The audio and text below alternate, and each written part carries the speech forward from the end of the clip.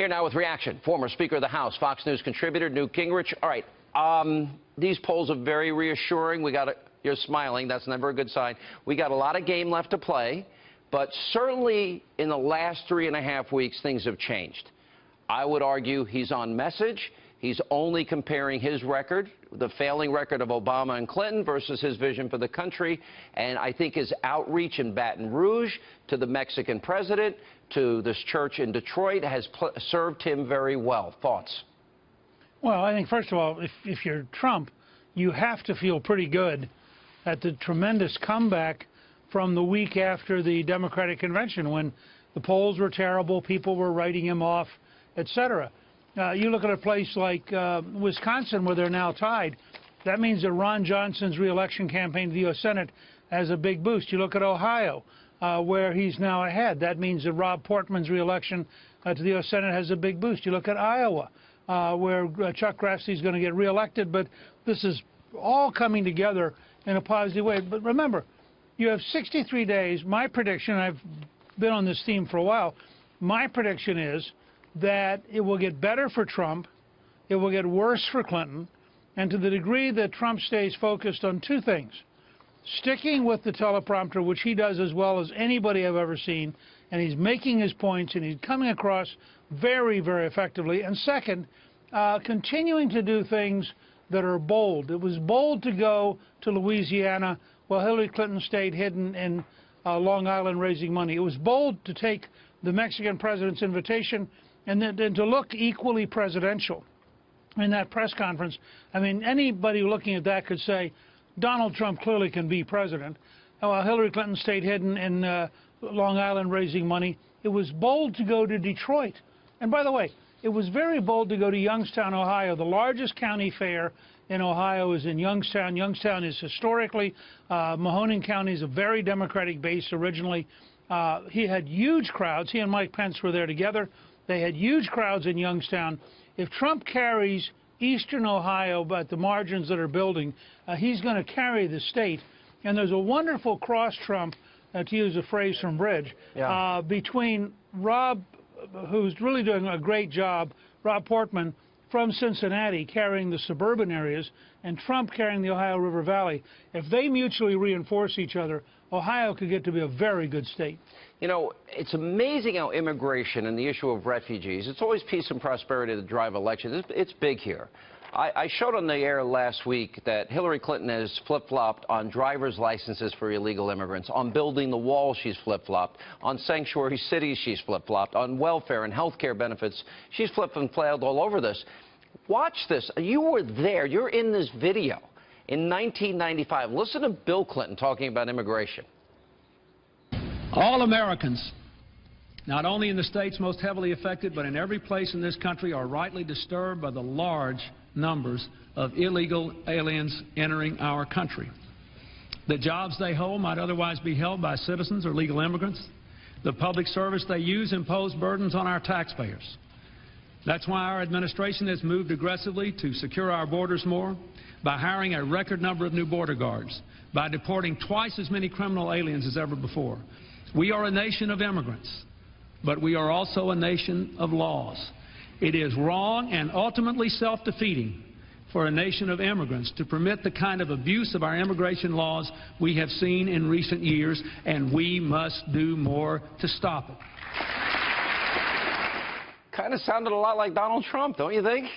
Yeah, I have to give, really, this was a remarkable moment. I had actually forgotten that line. That was the very first State of the Union that I was part of, and I saw Dr. Ben Carson on TV Sunday, and he referred to that, and we pulled that section, and I thought to myself, this is the Clinton-Trump plan, and we should ask Hillary Clinton how she feels about Bill Clinton's plan, because it is remarkably like Trump. And by the way, today I saw a 6-minute local news report from San Diego on illegal immigration into San Diego this last week.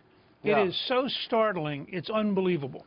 Well, we'll play this again tomorrow, but I've got Hillary flipping and flopping and flailing like, you know, John Kerry. I voted for $87 billion before I voted against it on everything involving immigration. Let me go to this other issue. You and I have discussed at length for years the need for the Republican Party to reach out, in particular to the black community, where under Obama, there's been a 58% increase of black Americans on food stamps. Millions more black Americans now are out of the labor force and in poverty. A 20% increase black Americans not participating in the labor force. Jesse Jackson, they ran this ad about Trump and the KKK and the Confederate flag, but this is what Jesse Jackson said about Trump. Does this help Trump? I do want to express thanks to you, Donald Trump, for being with us tonight. We need your building skills, your gusto, your rent package for people on Wall Street who represent diversity. And we thank you for coming tonight. Let's give Donald Trump a big hand. In terms of reaching out and being inclusive, he's done that too.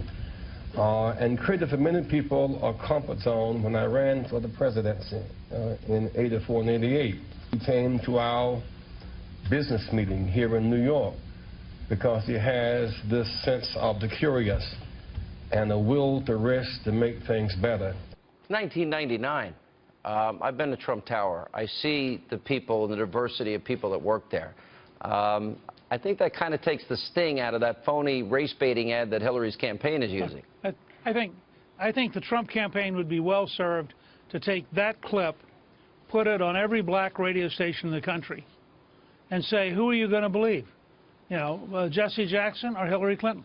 And you're exactly right. By the way, Jackson refers back to meetings with Trump in the 80s when Jackson was running for president. He said, Trump came to my business meetings because he was openly curious about what was going on. So this idea that the speech in Detroit is a sudden, you know, last-minute event, Donald Trump has been concerned about in solving America's problems for his entire business career, talked about it in the 80s, got the cover of Time magazine in '89, because he was more than just a businessman.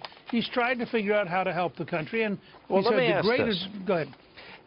All right, Clinton aged 327 times. They didn't remember information about the private email server. 327 times. Hillary couldn't remember 40.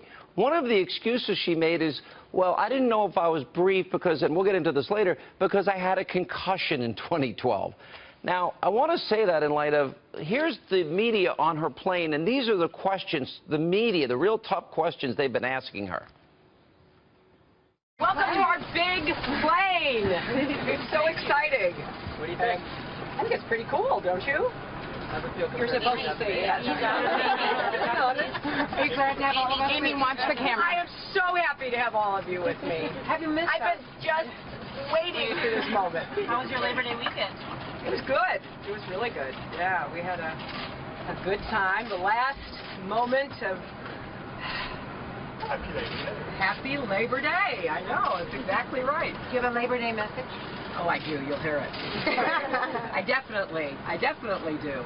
So she can't remember. She says her concussion caused her to forget all of these horrible things about her, and I'm thinking, you can't come up with a better question than that, or the pay-to-play scandal in the Clinton Foundation? Well, but you're asking the elite media to be other than who they are. They are essentially the offensive wing of the Democratic Party. They're totally connected to the Democrats. They're desperately hoping that she'll win, and they're willing to cover up for her every way they can. The problem they've got is that her problems are so big that they keep leaking through despite the best efforts of the elite media, and the country week by week learns more about how dishonest and corrupt Hillary is. Again, think about this. I mean, if you're Donald Trump and you're preparing for a debate and you're going to face a person who cannot remember 46 times and who lies routinely, how do you prepare to debate that? I mean, you know, the moderator is going to ask her something and she's going to say, well, you know, I don't quite remember. And that she wants us to believe she's ready for the 2 o'clock in the morning phone call. All right, I got it. You're on your A game. Welcome back. Okay. I know you were on vacation. Thanks for being with us. Good to be with you.